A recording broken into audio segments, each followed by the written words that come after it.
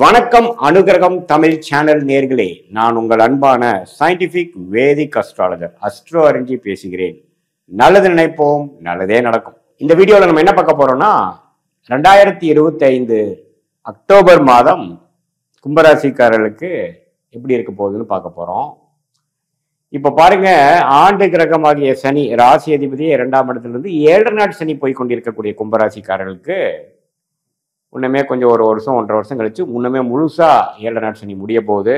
நம்ம இந்த வீடியோவில் சயின்டிபிக் வேதிக் அஸ்ட்ராலஜி முறையில் எந்த விதத்திலும் மிகைப்படுத்தாமல் மூடநம்பிக்கையில் போகாமல் உள்ளது உள்ளவாறு பார்க்க போகிறோம்.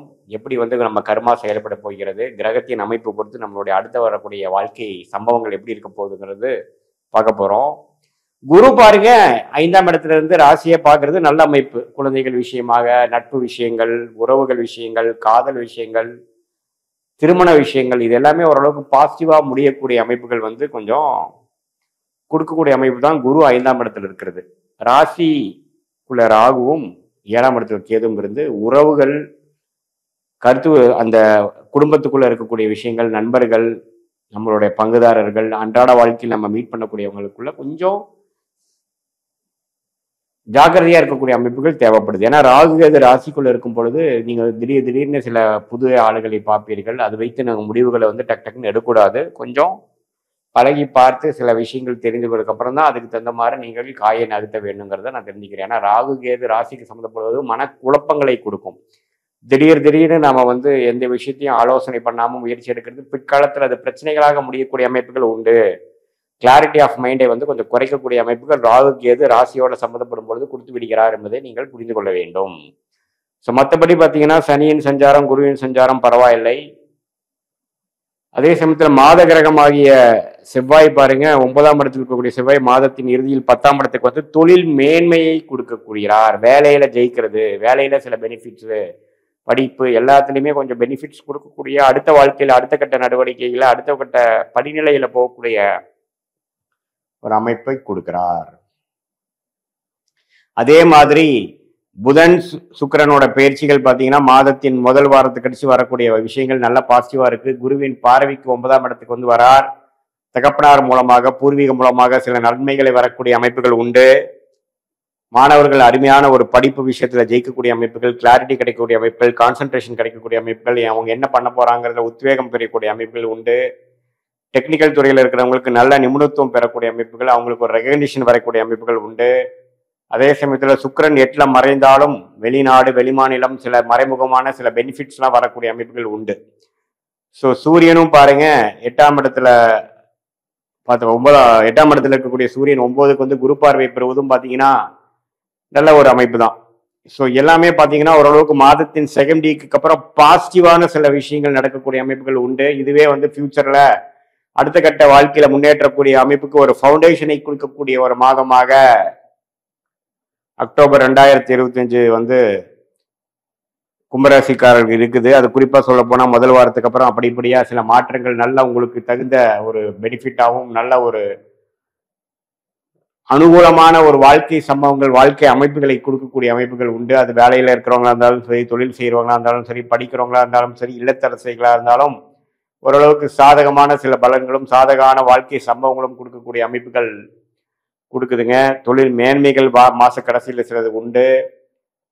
ரியல் எஸ்டேட் அது மாதிரி துறையில் இருக்கிறவங்களுக்கு நல்ல பெனிஃபிட்ஸு, மெடிக்கல் ரிலேட்டட் ப்ரொஃபஷன்லையும் ஜெயிக்கிறாங்க. மீடியா துறையில் கிரியேட்டிவ் ஃபீல்டில் இருக்கிறவங்களுக்கு நல்ல ஒரு அனுகூலமான ஒரு காலகட்டம். ஸோ இதெல்லாம் ஓரளவுக்கு ஒன்றுக்கு சேரு வரும் பொழுது நீங்கள் வாழ்க்கையில் நீங்கள் இப்போ எடுக்கக்கூடிய முடிவுகள்லாம் கொஞ்சம் துல்லியமாக எடுத்து எந்த விதத்திலையும் அவசரப்பட்டு செயல்படாமல் ஒரு விஷயத்தை தீர யோசித்து நீங்கள் செயல்படுவேயானால் அருமையான ஒரு பலனை கிடைக்கக்கூடிய ஒரு அமைப்பு இருக்கு.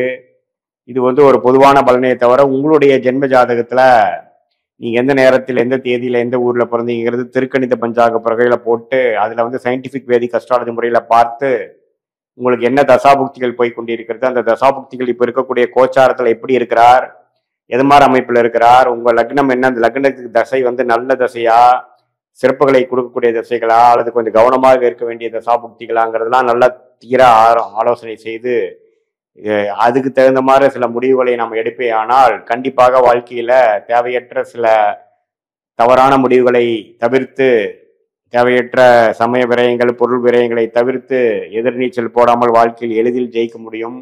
அதற்கு இந்திய வேத ஜோதிடம் வந்து சயின்டிபிக் முறையில நம்ம பார்த்து எதையுமே நம்ம மிகைப்படுத்தாமல் பரிகாரங்கள் அது மாதிரி மூட நம்பிக்கைக்குள்ள போகாமல் உள்ளது உள்ளவாறு நம்ம அறிவியல் சார்ந்த கலையை துல்லியமாக பார்த்து அதுக்கு தகுந்த மாதிரி வாழ்க்கையில் நீங்கள் சம்பவங்களை எடுத்து வாழ்க்கையில் நீங்க நகர்த்துவையானால் எந்த நேரத்தில் வேலை மாற வேண்டும், எந்த நேரத்தில் வந்து இடமாற்றங்கள் காமிக்கிறது, எந்த நேரத்தில் வந்து நமக்கு உயர்வுகள் வருகிறது, எந்த நேரத்தில் வேகமாக போகணும், எந்த நேரத்தில் அடக்கி வாசிக்கணும், எது மாதிரி அமைப்புகள் காத்து கொண்டிருக்கிறது, திருமணத்துக்கான நேரங்கள் எப்போ, எது மாதிரி நேரத்தில் வெளிநாடு வாய்ப்புகள் இருக்கு, எப்போ நம்ம உயர் படிப்பு படிக்கலாம், எந்த உயர் படிப்பு படிக்கலாம், எது நமக்கு பிராப்தமாக இருக்கிறது, நம்ம கர்மா எப்படி சொல்கிறது, இதெல்லாம் சயின்டிபிக் முறையில நம்ம தெரிந்து இப்ப நம்ம பேசின ஆண்டு கிரகமாகிய குரு சனி ராகு கேதுவோட பயிற்சி விஷயங்களையும் மாத கிரகமாகிய செவ்வாய் சுக்கிரன் சூரியன் புதன்கிற